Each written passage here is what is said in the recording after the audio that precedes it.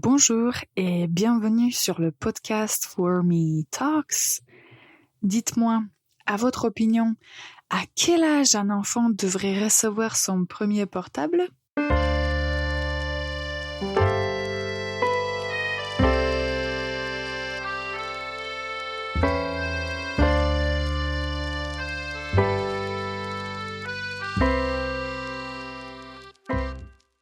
Bonjour et bienvenue pour ce nouvel épisode du podcast For Me Talks, le podcast pour les apprenants de la langue française où on parle de la grammaire, du vocabulaire, mais aussi des sujets qui peuvent intéresser tout le monde concernant l'apprentissage de la langue française ainsi que les sujets universels.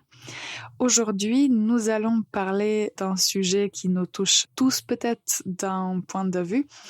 Mais avant tout ça, comme d'habitude, je vous donne la faute de la semaine. Écoutez bien. Elle a vécu à Paris pendant 10 ans. Elle a vécu à Paris pendant 10 ans. Quelle est la faute? La faute, c'est le mauvais participe passé. J'ai entendu cette faute plutôt souvent quand il faut conjuguer le verbe vivre au passé composé. Comme le participe passé est régulier, il y a des étudiants qui ne l'ont pas encore appris. Et donc, au lieu de dire le bon participe, on dit vivez ou quelque chose d'autre qui n'est pas correct. Donc, le participe correct, c'est vécu. Vécu. Et la phrase, elle a vécu à Paris pendant 10 ans. Donc, à retenir, le participe passé du verbe vivre, c'est vécu. Alors, le sujet dont on va parler aujourd'hui, ce sont les écrans. Pourquoi les écrans? Quand on dit les écrans, moi, je pense au téléphone portable, à la télé, même aux ordinateurs, tablettes, donc tous les appareils qu'on utilise pour regarder des contenus ou consulter des mails et faire beaucoup d'autres choses, jouer à des jeux vidéo pour certains aussi. Et récemment, dans un de nos ateliers de conversation, nous avons parlé de l'usage et de la présence des écrans et nous avons un petit peu touché ce sujet concernant les enfants. Ce que je remarque dans mon entourage, comme j'ai un fils qui vient d'avoir en fait 3 ans, je me sens aussi concernée par ce sujet parce que je suis mère et je sais que parfois ce n'est pas vraiment facile de se débrouiller avec un enfant, de bien s'occuper de lui et répondre à tous ses besoins et de ne faire rien qui peut lui faire mal ou qui peut juste l'empêcher de grandir et de se développer. Et ce que j'ai remarqué, c'est qu'il y a des mères qui, pour avoir un peu de calme, donne soit un portable, soit une tablette, soit allume la télé aux enfants et cette activité peut durer pendant plusieurs heures. Et pour moi, ça c'était un peu bizarre parce que ça, ce n'était pas mon idée d'élever un enfant. Et je me suis renseignée un peu, donc je voulais partager les informations que j'ai trouvées avec vous. Les informations que j'ai trouvées concernent la France. Et la majorité des données, des informations que j'ai datent de 2021, donc ce n'est pas 100% très récent, mais je pense qu'aujourd'hui, peut-être que les statistiques sont encore pires.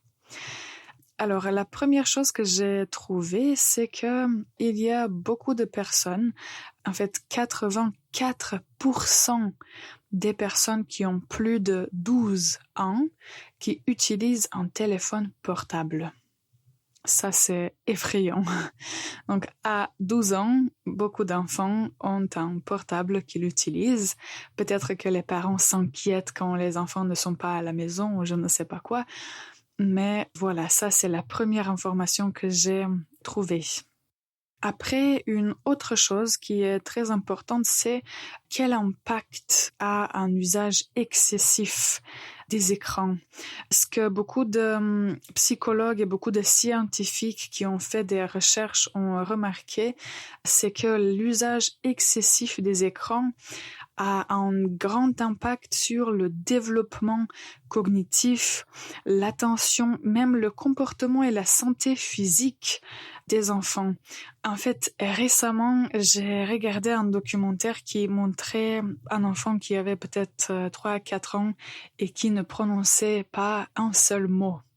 Et quand les médecins ont parlé au père, il a dit que la mère mettait l'enfant en fait devant la télé toute la journée parce qu'elle devait s'occuper d'un autre enfant et donc l'enfant était exposé à l'écran toute la journée et il ne pouvait pas communiquer avec les autres et donc les médecins à ce stage-là ont dit on arrête, vous devez absolument arrêter avec les écrans. Donc si on utilise les écrans d'une façon excessive, ça peut vraiment ralentir ou même détruire le développement d'un enfant.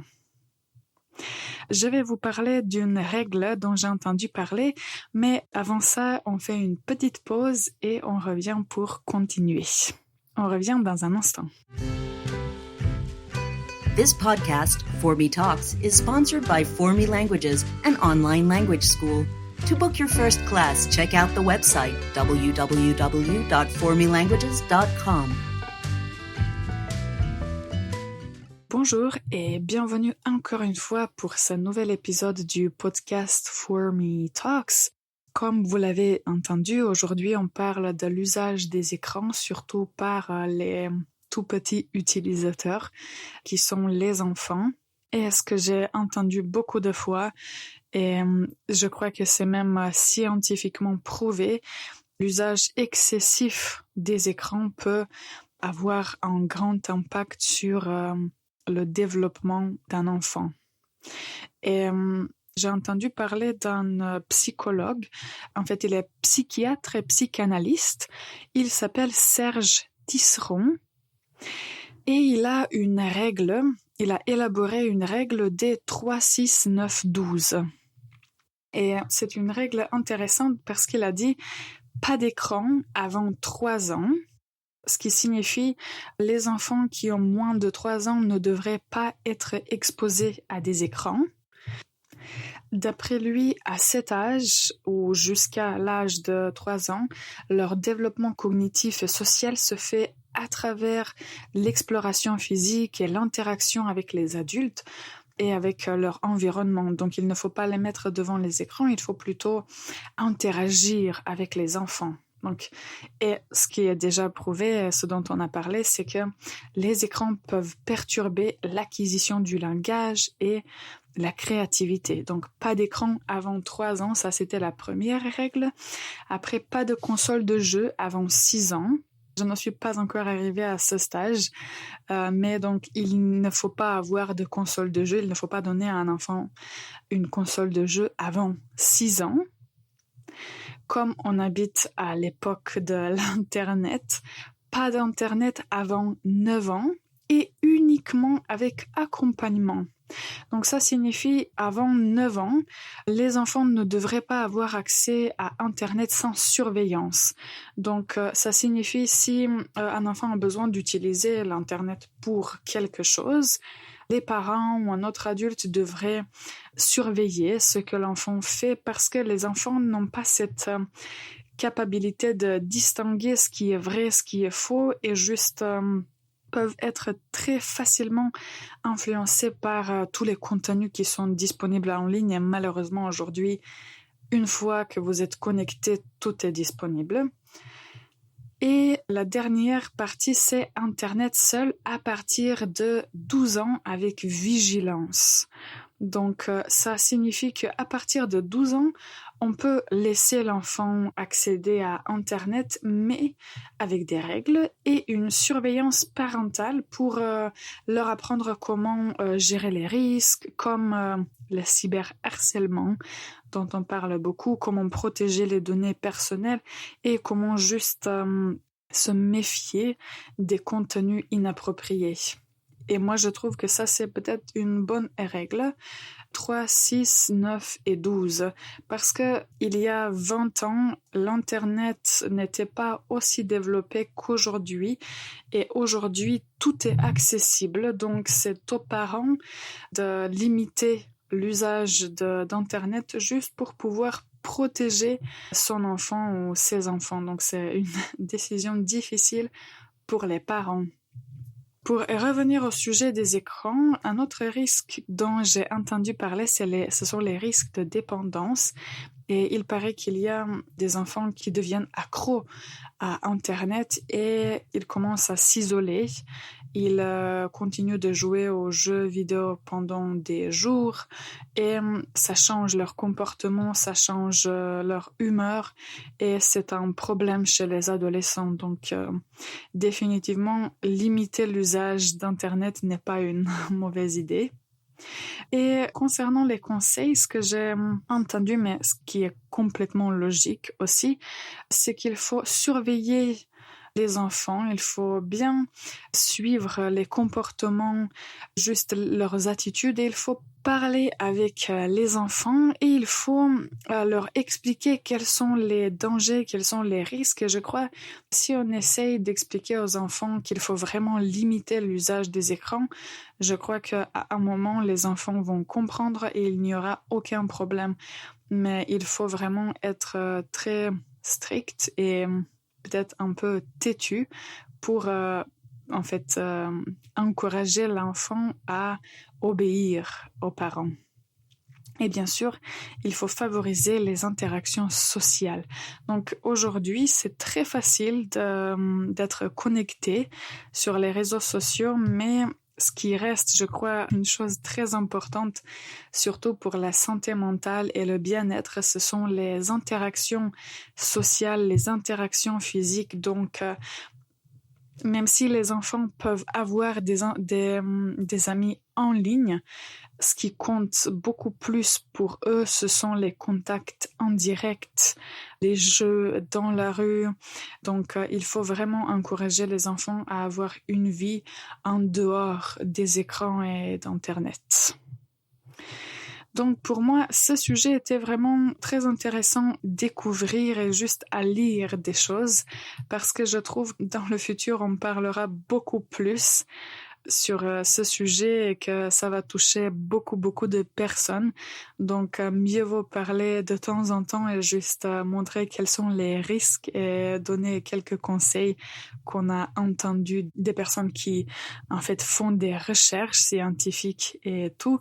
Donc, la conclusion pour ce sujet, c'est que les écrans ne sont pas mauvais, mais il faut savoir comment les utiliser et à quel âge permettre aux enfants à les utiliser aussi.